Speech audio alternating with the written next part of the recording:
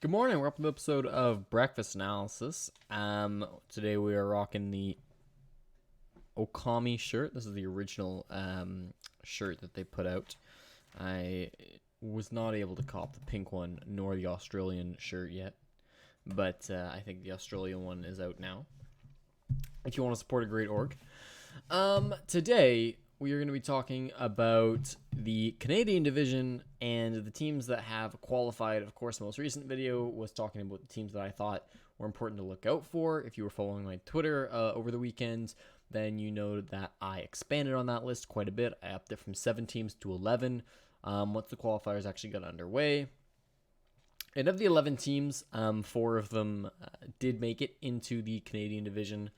To address the elephant in the room, the qualifiers had some problems, to say the least. And I'm not going to get into them here. I'm not going to break down everything on why things went the way they did. Did we get probably the best 4 teams in the country? Probably not. Did we get 4, decent teams? I think so. These aren't like rando, like playing from your bedrooms, like fresh out of silver squads. But some of the names are a little bit like, who are you? Which is not to be mean to any of the players. It's just, God, I did my best. This was a long researched video, and some of these players, there's just nothing. But every single team has at least one name that I recognize. And for me, that qualifies as not a team full of randos. So, either way, I mean, the Canadian division should be a fun one. I think that the competition will improve over the next few years, and I'm excited for it for sure. Let's go ahead and talk about the teams that qualified. So, in the first quarter of the bracket, we had Nordic qualify into the tournament, and this is the sole French-Canadian team. They are from Quebec. And this team's been around for a long time. This was the only one that really I could research the team as a whole due to the fact that they have been around for more than just this qualifier. The core of Skies Lackey and S4 sort of formed after the Canada Nationals ended. They formed for Challenger League Season 11 to play in those qualifiers. As a team, they ended up placing the best they got was 16th in the very last qualifier. The worst they got was 76th in the second qualifier. So a wide range of results, never good enough to actually make the closed qualifiers. But some strong results against some decent teams, I would say, to come out of Nordic. Is it pronounced Nordique or Nordic? I don't actually know. I should figure that out. I'll go back and forth probably. Their lineup initially for those qualifiers were Skies, Lackey, and S4, plus Clutch, plus Delta. They did a couple of roster moves. They played with a few different players throughout the tournament, but eventually Delta and Clutch were dropped off that squad, and before the qualifiers ended, they ended up picking up Storms and Bozak, who, obviously contributed to that 16th place finish in the last qualifier. So, maybe if they had those players all along, who knows what would have happened. But this team, again, it's sort of a mismatch of different French-Canadian players. You had Skies coming in from Old Man Club. He had sort of brought Delta along with him. You got Lackey coming in from Supernova. You got S4 coming in from the Grizzlies. These should all be familiar names if you were watching the last season of Canada Nationals 2019. Those are all fairly relevant teams inside of their Supernova, particularly Old Man Club, particularly, and Grizzlies, just sort of a long-standing name. Clutch was also playing on Grizzlies with S4, and as I mentioned, Delta was on Old Man Club with Skies. And then so they ended up dropping Delta and Clutch, obviously. And then picked up Storms and Bozak. Storms and Bozak were they've been a duo for a long, long time. They played on a lot of French-Canadian squads, and they've been really successful as a duo. They were on Psychopaths during the Canada Nationals, which means they went to LAN. They ended up being the 3rd best team in all of Canada on that French squad, and they were, again, the sole Quebec representative at the LAN, at EGLX in Toronto. And Psychopaths was a very good roster of French Canadians. Ultimately, that team disbanded, but this duo of Bozak and Storm survives. Excuse me, and ended up here on Nordic. So really exciting that they've now moved over to this team, and they will hopefully be winning some glory for Quebec once again. Oh, excuse me. Next team I want to talk about is the North. This is an entirely BC team, other than their American player. Some question marks on this roster for sure. You have Zigaloo, who was initially going to be the coach of this team, but they had a player leave, which means that he ended up jumping in as a player. Now, since he is American, but you can have one American player, so it's fine that he ended up playing for them. He's a writer for CGG, sort of his big claim to fame. That's where I knew him from going into these qualifiers. And great writer. Is he a good player? Good enough to make Canada, the Canada division, if nothing else. I haven't seen him play. They've also got Omega Project, who has a header of being on Polar Ace. Now, I can't find any, evidence that he was on Polar Ace. But Polar Ace did field a lot of Tier 3 players, so it wouldn't surprise me that he ended up being on that team at some point. Was there any success on that roster? Probably not. Polar Ace has cycled through, as an org, has cycled through probably 100 different players in various regions, and I don't know that they've ever accomplished anything. But still, some competitive experience there for Omega. You've got Spectrum, who claims to be a LAN champion, I think, in his Twitter bio. Is his claim to fame. What LAN? Not sure. I assume a local BC LAN. But not sure on that one. Again, couldn't really find any evidence of that. But again, it was probably just some small local thing. So again, some experience on LAN is always valuable. You've got Coffee, who's really maybe the biggest question mark in this entire league. I was his 14th Twitter follower. That's about all I got.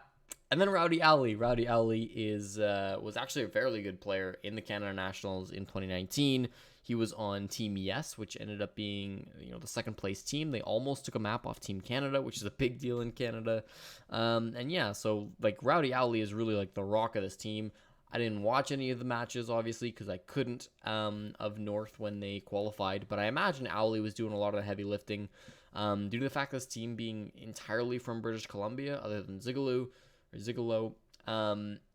They might just be like personal friends of Rowdy Owly. I don't know that, but that's a guess that I'm willing to throw out there. So, he's taught them well, and they managed to grind with each other and get into these qualifiers and win the quals. So that's an exciting team for the BC residents who want a local team to cheer for, and yeah, hopefully they can find some success for that province too. We then have Mirage coming in, who they got 3 out of their 4 Canadians being from Ontario, so I'm gonna label this the Ontario team. It's also the Flynn team, which is probably what most people are gonna know this as. Flynn wasn't done with the game, so he said, screw it, I'm putting together a roster, and he did it, and here they are in the Canada division after a whole bunch of drama in the qualifiers. They have made it through. The core of this team, Flynn and Not Loading, have been together for a long, long time. I don't know exactly when they met or how that started. I'm sure Flynn could tell you. But as long as I've known Flynn, he's been friends with Chase, aka Not Loading. They played in Challenger League Season 11 together. They got last. I've said that in probably 6 or 7 videos due to how much I've covered Challenger League and how much I've covered the Canadian scene. But I always like to repeat that. So Flynn and Not Loading played together a while back on Shrug. Then you've got Zilchi, who, they've talked about, you might have read the articles and stuff. Zilchi's a former pro. He played on Flipside Tactics back in, Season 4. But, that's all he did. And, you might be thinking, well, no, he must have played in some qualifiers or, he must have, maybe he subbed in for a team here or there. As far as I can tell, this guy came in for 1 season of Pro League on Flipside, won that season in North America, went to the Season 4 finals, lost in the first round, and then retired. All right. I mean, it's a strange career. Then he comes back to play on Flynn's team for the Canada division. Sure. I don't know. He's apparently a pretty nuts player. One of those old school guys. I guess a legend that we really didn't get to see much inside of the scene due to his early retirement. But it should be fun to see him come back and compete in this division. And you've got Silent and Quartz. Again, I have no idea really about these players at all. After talking with Flynn more after the qualifiers ended, he told me that these guys are basically ridiculously talented in their gun skill, and also super dumb. So he's gonna try to put a brain in these kids, and hopefully they can turn out to be some really really good players. So hopefully there's good stuff there. Again, I mean, this is basically just Flynn has picked up some pieces to the roster and made a go at it. And here he's found some success. So you know what? That's good enough for me. This is a fun team, Mirage. They're gonna have a ton of fans. They're probably gonna win unless Nordic has anything to say about it. And yeah, we'll see how that team does. And then the last team, last and maybe least, I don't know. Squires. I'd love to be able to give this team a province to identify, each team with a province, but I don't know if I can do that really. Dot Dash is from Texas, so this is a Texas team competing in the Canada division. Really, this is where a lot of them, no names, if I can use that term without being too mean, kind of come from. Sisma, I'll start with him because he's the first one listed on Wikipedia, has 84,000 subs on YouTube. Other than that, I can't find any competitive experience. So at least he's, invested in the game. That's certainly something. And you can go see for yourself just how talented he is and based off his YouTube videos. Missio is a name that I thought was familiar from the Canada Nationals, but I can't find any trace of him playing in the Canada Nationals or the qualifiers or anything. So maybe I'm just going crazy, but I feel like that's a name I recognize. So I'm going to mention that. They've got Guns, who played a couple of invitational qualifiers with a guy named Ultra. If you don't know, Ultra was on a team called Reckless. If you don't know Reckless got last in Challenger League Season 11, so this most recent season. So that's the best competitive connection I can reach for Guns. Again, it's a bit of a stretch, but that's what we got so far. I mean, there's not a lot of history there. Dot Dash, you've hopefully heard of by now. His claim to fame is he played on Rise Nation for a little bit, particularly at the Allied Esports Las Vegas LAN. All throughout 2019, he and late 2018 as well, he sort of bumped around on a bunch of different American teams. He's a CCS champion on Disrupt Academy, but he's listed as the sixth man, and to be honest, I did not watch that season of CCS, so I don't know how many games he actually played.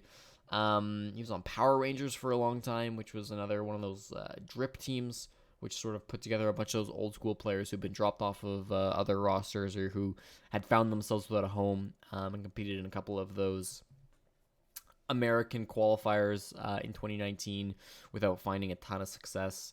So if nothing else, Dot Dash is a memorable name. You should more or less know who this player is. He's been around the block, bounced around to a couple different squads, and here he is in the Canada division. Definitely the anchor player, the one that people might recognize out of the squad.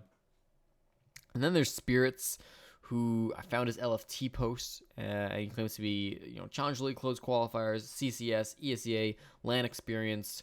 The only evidence I can find of any of those is the LAN experience part, where he did compete at LAN ETS. Nordic as well, Nordique, competed in LAN ETS, which was a Montreal local LAN, which had the brilliant idea of being on the same weekend as the Six Invitational in 2020. Which is just an amazing feat to pull off. But they held their LAN, and Nordique won it, and Spirits was there too. So, or it might have been there in a previous year. But he has been to LAN, so more LAN experience, which is nice from the Quebec player. I couldn't find again any evidence of the CCS or closed qualifiers. I didn't look for ESA proof because it's ESA. But it's possibly changed his name or something, or he's just not on Wikipedia because Wikipedia is not perfect, sadly enough. And that's about the teams. So again, some of these, Nordique and Mirage, I can kind of tell a story with them and sort of let you know what their history's been like. Some of them, like Squires, there's just not a lot to know. So we're about to learn history, I guess. And, I really do hope that with the support given to these teams and with the opportunity given to these players, we'll see some serious development coming in from all four of these teams, really.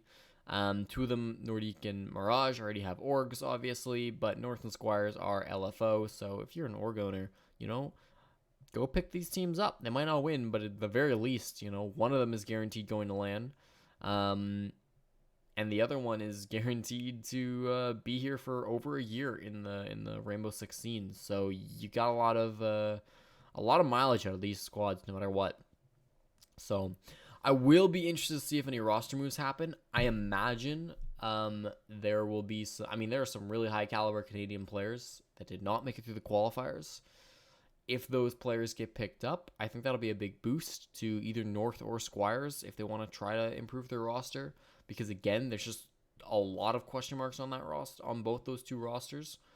But maybe they've got the perfect combos. I mean, sometimes it's the newest players, it's the young guns that really come out of the woodworks and surprise you. So there's not a ton of info on Squires in North, and to some extent Mirage, but I don't think that we should count them out just yet. I'm really excited to see when the Canada division starts, how these teams perform, what ends up happening between these four, and who makes it to the LAN at the end of the year, the North American Finals.